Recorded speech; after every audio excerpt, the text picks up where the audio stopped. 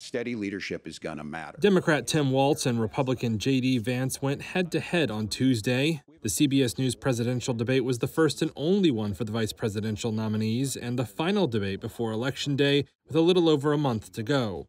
Compared to last month's clash between Democrat Kamala Harris and Republican Donald Trump, it was heavier on policy arguments and lighter on personal attacks. The two often thanked each other while clashing over the Middle East, taxes, abortion, and more. I think you want to solve this problem. I believe Senator Vance wants to solve this.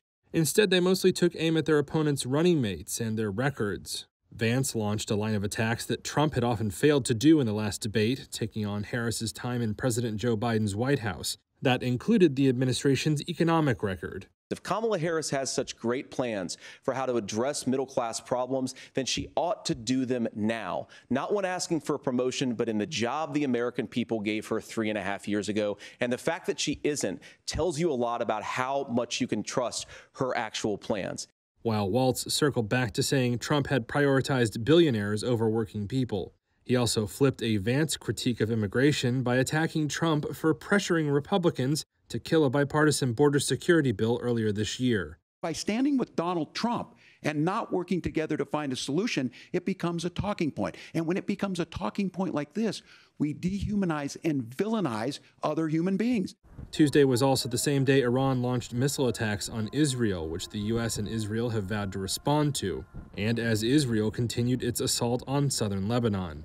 The debate opened with questions about the Middle East. Walz called Trump too fickle to handle the unfolding crisis, while Vance said Trump had made the world safer during his time in office.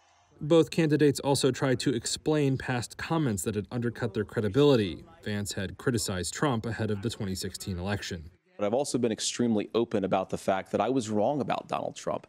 I was wrong, first of all, because I believed some of the media stories that turned out to be dishonest fabrications of his record. Meanwhile, Walz was asked about news reports this week, throwing doubt on his claims he was actually in Hong Kong or China during the Tiananmen Square crackdown in June 1989. He seemed to concede he was not. The question was, can you explain the discrepancy? All I said on this was I got there that summer and misspoke on this. Both were trying to land a hard blow against the other side ahead of the looming general election on November 5th. Analysts who spoke to Reuters say history shows vice presidential debates rarely shift the polls. Harris was widely seen as the winner of her more chaotic debate with Trump. While Harris has edged ahead in national polls, voters remain evenly divided in the 7 battleground states likely to decide November's outcome.